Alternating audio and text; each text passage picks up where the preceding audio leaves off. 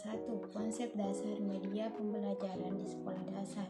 Definisi media pembelajaran adalah sebagai sarana perantara pesan pembelajaran yang digunakan untuk menyampaikan materi pendidikan dari guru kepada siswa sehingga proses belajar mengajar menjadi lebih efektif dan efisien. Sejarah perkembangan media pembelajaran. Awalnya media digunakan itu sederhana seperti papan tulis, buku cetak, dan alat peraga. Memasuki abad ke-20, muncul media audiovisual seperti film pendidikan, slide, dan film strip. Kemudian perkembangan teknologi informasi menghadirkan komputer, internet, dan perangkat keras lainnya. Selanjutnya itu landasan media pembelajaran. Yang pertama itu landasan filosofis, yang kedua landasan psikologis, dan yang ketiga itu landasan sosiologis, dan yang keempat itu landasan empiris. Teori-teori belajar yang melandasi penggunaan media pembelajaran. Yang pertama itu behaviorisme, kedua kognitivisme, ketiga konstruktivisme, dan yang keempat itu multiplied intelligence. Tujuan media pembelajaran. Yang pertama itu mendukung penyampaian informasi, meningkatkan motivasi siswa, dan yang ketiga itu meningkatkan pengalaman belajar. Dan yang keempat itu mendukung diferensiasi dan remediasi. Yang selanjutnya itu fungsi media pembelajaran. Yang pertama mempermudah penyampaian informasi, yang kedua mengatasi keterbatasan ruang dan waktu, dan yang ketiga itu membantu pembelajaran menjadi lebih efektif. Dan terakhir itu manfaat media pembelajaran. Itu mempermudah siswa memahami materi, membantu guru menjelaskan materi yang kompleks, meningkatkan hasil belajar siswa. Kelompok 2. Karakteristik media pembelajaran. Media pembelajaran menurut ahli terbagi menjadi 3, yaitu menurut Arsyad 2014, menurut Gerards dan Eli, dan menurut Sadiman 2012. Karakteristik media dan komputer adalah media pembelajaran yang tidak menggunakan teknologi komputer dalam penggunaannya. Contohnya seperti gambar, poster, globe, peta, buku, dan lain sebagainya. Selanjutnya itu karakteristik media berbasis komputer adalah media pembelajaran yang menggunakan teknologi komputer dalam menyampaikan materi pembelajaran. Contohnya itu PowerPoint, video pembelajaran, aplikasi edukatif, multimedia interaktif, dan lain sebagainya. Selanjutnya kelompok 3. Klasifikasi media pembelajaran berdasarkan jenisnya. Pengertian media pembelajaran adalah segala bentuk, alat atau bahan yang digunakan dalam proses pembelajaran untuk membantu peserta didik dalam memahami dan menguasai materi pembelajaran.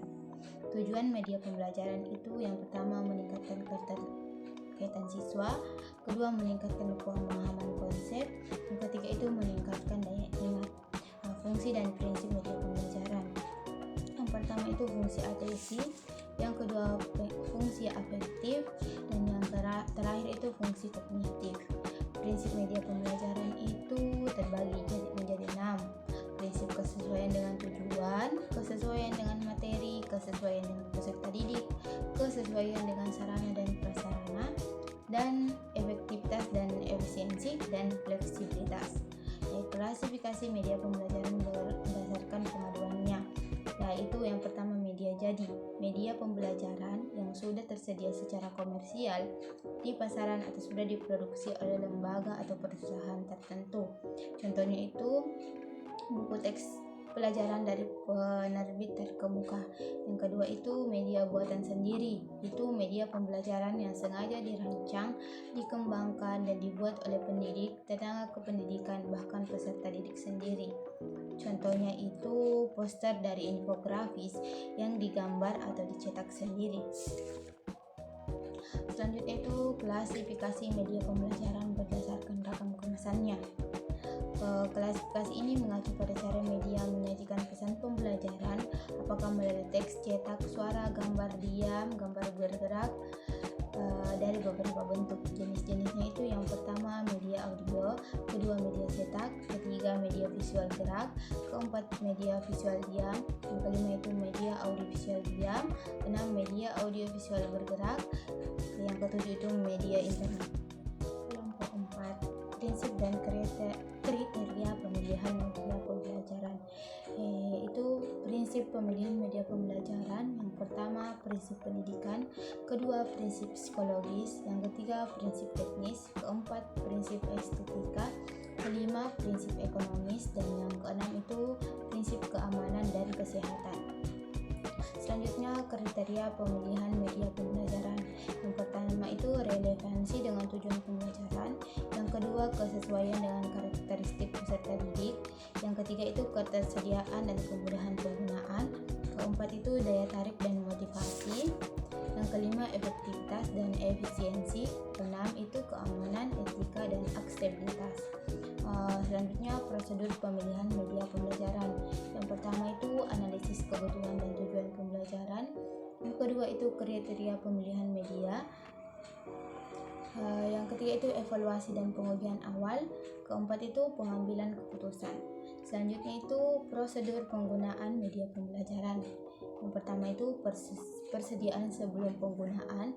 Yang kedua itu perkenalan media. Yang ketiga itu presentasi dan pemanfaatan media. Yang keempat itu melibatkan partisipasi siswa. Dan yang terakhir itu evaluasi dan tindak lanjut. Selanjutnya itu ketepatan melakukan pemilihan media pembelajaran.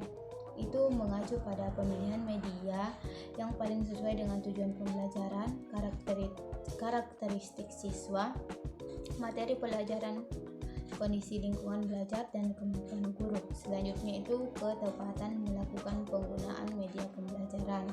Itu didefinisikan sebagai proses implementasi media pembelajaran secara presisi, adaptif dan terarah yang sepenuhnya selaras dengan tujuan pembelajaran, karakteristik peserta didik, konteks situasional, serta prinsip-prinsip pedagogi.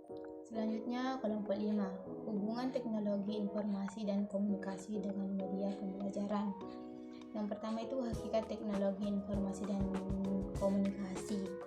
Itu merupakan seperangkat teknologi yang digunakan untuk mengelola informasi melalui berbagai tahapan, mulai dari proses pengumpulan data, pengolahan, penyimpanan, hingga penyebaran informasi secara tepat dan akurat. Selanjutnya itu hubungan TIK dengan media pembelajaran. Yang pertama itu TIK sebagai sarana pengembangan media. Kedua, TIK sebagai media distribusi informasi. Ketiga, TIK meningkatkan interaktivitas. Dan keempat itu TIK mendukung pembelajaran mandiri. Selanjutnya itu fungsi TIK dalam media pembelajaran. Yang pertama itu sebagai sumber belajar, yang kedua itu sebagai alat bantu pembelajaran, yang ketiga itu sebagai sarana komunikasi, yang keempat itu sebagai alat evaluasi pembelajaran. Selanjutnya itu manfaat TIK dalam pembelajaran. Yang pertama itu meningkatkan motivasi dan minat belajar, yang kedua itu mempermudah pemahaman materi, yang ketiga itu memberikan pengalaman belajar yang lebih nyata, keempat itu efisiensi waktu dan biaya, dan yang kelima itu mendukung pembelajaran mandiri. Selanjutnya itu kelompok 6, evaluasi media pembelajaran. Pengertian adalah proses untuk menilai apakah suatu media yang digunakan dalam pembelajaran sudah efektif, sesuai dengan tujuan, dan membantu siswa memahami materi. Selanjutnya itu tujuan utama adalah untuk mengetahui kelebihan dan kekurangan media sehingga dapat diperbaiki atau disempurnakan. Evaluasi juga membantu dosen menentukan apakah media tersebut layak digunakan kembali atau perlu diganti. Selanjutnya itu fungsi evaluasi. Yang pertama itu diagnostik, kedua formatif, dan yang ketiga itu sumatif. Selanjutnya itu jenis-jenis evaluasi media. Yang pertama itu evaluasi formatif, kedua evaluasi sumatif, ketiga evaluasi 1-1, keempat evaluasi kelompok kecil. Selanjutnya itu aspek yang dinilai. Yang pertama itu aspek isi atau konten, yang kedua aspek desain, yang ketiga aspek teknis. Nah, selanjutnya itu metode evaluasi. Yang pertama itu observasi, yang kedua itu angket atau kuesioner, yang ketiga wawancara, dan yang keempat itu hasil belajar. Dan yang terakhir itu langkah-langkah evaluasi. Yang pertama, menentukan tujuan evaluasi, mengumpulkan data, menganalisis data, dan menarik kesimpulan. Baiklah, itulah tadi materi dari kelompok 1 sampai dengan kelompok 6. Kurang dan lebihnya mohon dimaafkan. Wassalamualaikum warahmatullahi wabarakatuh.